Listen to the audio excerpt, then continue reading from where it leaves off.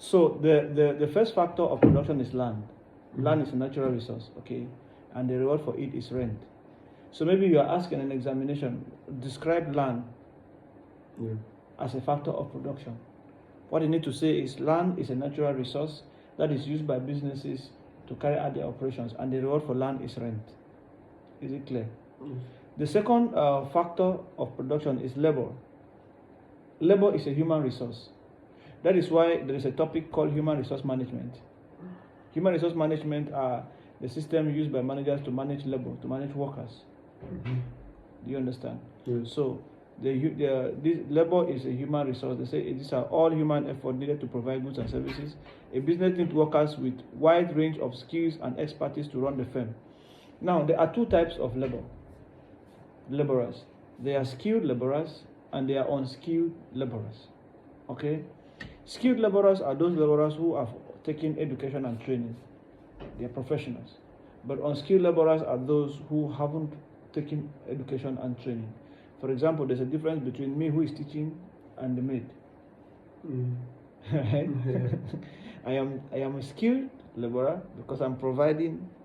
I have been trained and I've been educated to do this. But she's providing this job without any education, and so she just came and you show her do this, do that. So she is unskilled and I am skilled. So these are the two types of labor. And the reward for labor is wages. What is wages? Wages are the amount laborers take either per hour of their work or per time. Is it clear? So wages is the hour. For example, I'm teaching you now to take the money per hour. That money you pay me per hour is called wages. It's the reward for my providing you labor. Okay? The accumulation of wages per hour at the end of the month is what they know as salary. Is it clear? Okay. Then the next type of factor of production is capital. Now, capital is a financial resource,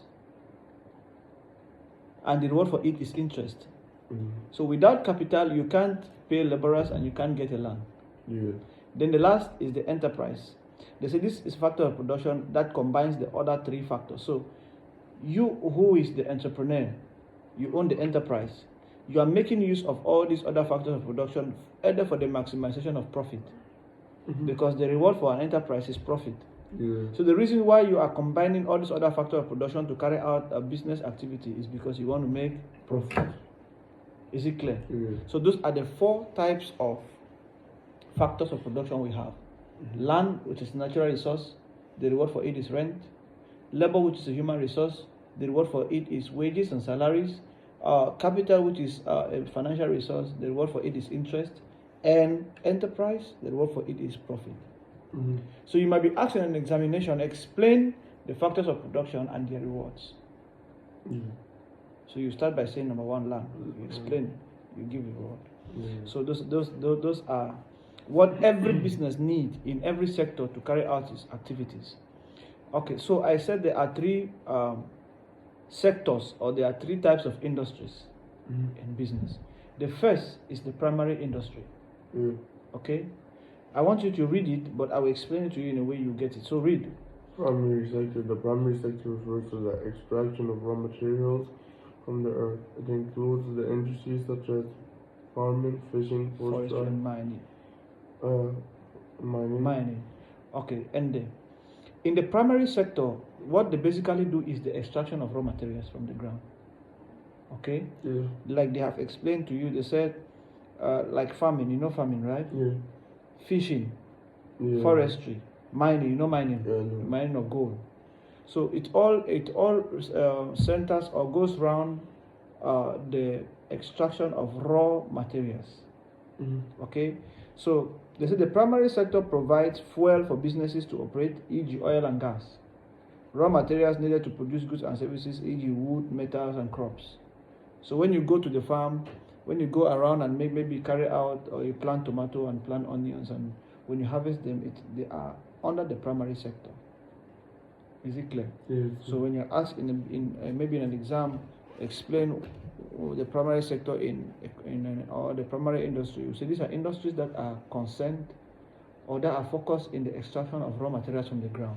Activities involved in this industry or in this sector are farming, fishing, mining mining. and There's what they call quarrying. Quarry. Where they process stones. Yeah. They use I know. for gravel. Yeah. You know, so all those are in the primary industry. Is it clear? Yeah. Now, they said trends and challenges in the farming industry in Ireland. Of course, this is a case study they are giving you according to the curriculum. They said, what is the first trend? Change in consumers' demand. What is change in consumers' demand? It means they said many farmers have begun to produce organic free products to cater for changes in consumers' demand. This can help to increase farm incomes and profit.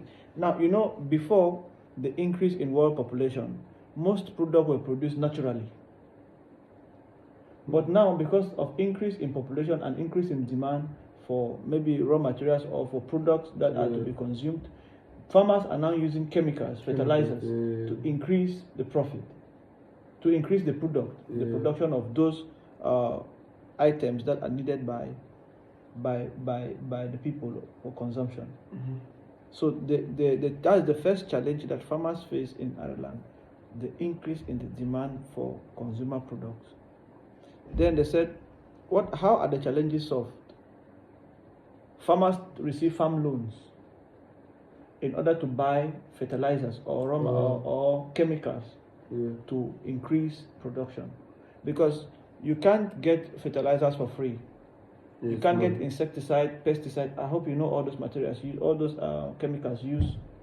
For example, if you plant tomato here, you need fertilizers to make it grow fast. Maybe grow within 3 weeks. You need insecticide to treat them. Like I see in the country, most people have lemon in their compound, but they don't consume it. Yeah, they don't. Why? Because it's not treated. It doesn't follow the normal agricultural procedures. So they prefer to buy, because they believe that the ones they sell in the shops are treated, are well taken care of. You understand? So those are the challenges. And without money, you can't get those materials. So they say farmers typically pay more interest on bank loans than other businesses, as they are viewed to have higher risks of failure, e.g. due to bad weather affecting farms' output. This has reduced farmers' ability to expand their farms. So farmers need, I'm reading from here, farmers need loans in order to meet up with the challenges of farming in Ireland. Years for trees to grow, to become big, to make a forest. So it is only when they become big that landowners can make profit from it, and people are not ready to wait. So it's a challenge. Is it clear? Then the last one is say increase investment. So more people are using forests to support and recreation forests require investment to develop family-friendly track and trail. So most people are not ready to invest their money in forestry. Most people are not ready to do it. Then most people also are willing to do it because they believe that when it grows or when it's ready, it will make more profit than ever. Is it clear? Then what is the challenge? Forest certification. It's not easy to get a certificate. They said it can be difficult to encourage forest owners to gain certification, e.g. the Forest Stewardship Council, due to the cost involved. It's not easy to get a forest certification from the government. So those are the challenges and the trend. Okay, so there are 3 different types of sectors under the primary industry. There is a fishing sector, farming sector, and forestry sector. So we have talked about the trends in those sectors and their challenges. Is it clear? Any question? Because we are going to the next. Do you understand? Okay. The next industry is the secondary industry.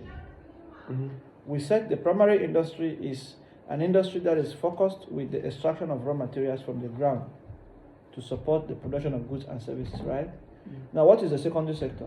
The secondary sector is in charge of converting raw materials into finished product. Read. The secondary sector involves the transformation of raw materials into finished products This sector includes manufacturing and processing, manufacturing, construction, and agribusinesses. For example, if you open a tomato company, right? What do you need to produce tomato? Tree. You need raw tomato seeds, right? Those raw tomato seeds are produced in the primary sector under farming. So what do? You go.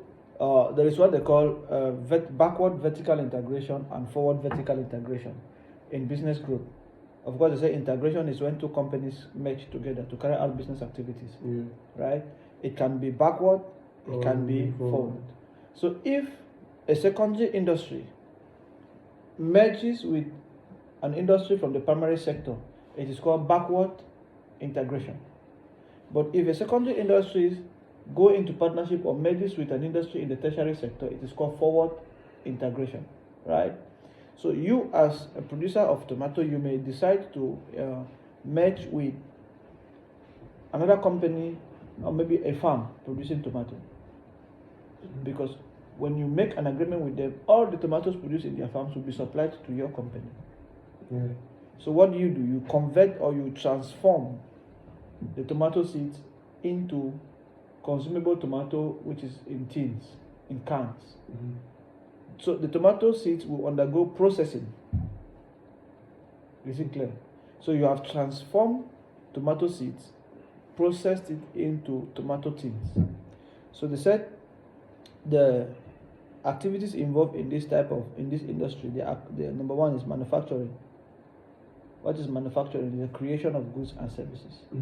Okay, so they said manufacturing in Ireland is focused on the following areas: pharmaceutical and chemical products, food and beverages, computer, electronic and electrical equipment. What's that? For the computer electronic, what's the Ireland manufacturing is focused on? They manufacture computers, manufacture electrical equipment. So all these are in the secondary industries. So they also have their trends and they have their challenges. Trends and challenges in the manufacturing industry. Number one, the first trend is that highly educated employees are demanded. Because even though unskilled laborers are needed in companies, but the first consideration are highly educated employees, because you need to employ managers, you need to employ human resource managers, accountants, human resource management, research managers. You need to employ people who are professionals. They said Ireland is an attractive location for manufacturing businesses due to highly educated workforce. The government must continue to invest in education to ensure that there is supply of employees available to fill future vacancies. So the first trend in Ireland is that in the secondary sector is highly educated employees. And Ireland is a country that has very high level of education. The ratio of educated people in Ireland is high. What is the challenge? Low cost economies. What is an economy? Have you done economic systems before? Economic systems is done in economics. An economy is any defined area where the production, distribution, and consumption of goods and services takes place. So Libya is an economy. Okay, because in Libya there is production, there is consumption, there is distribution. Then the consumption, distribution, and production of goods and services in Libya has laws, has rules. Those rules are called economic systems. Economic systems are systems used to guide the production, distribution, and consumption of goods and services. So the economy can be free economy, it can be market economy, it can be planned economy. So they said Irish manufacturing firms are under tense cost competition from manufacturers in low cost economies such as China. Irish manufacturers need to find UPS for their products. It means that the manufacturing industry in Ireland is facing competition with other types of firms in the world, because companies from China and other parts of the world producing maybe tomato, they are producing in low cost than in Arila. And I told you, if companies are producing in low cost, it is called economies of scale.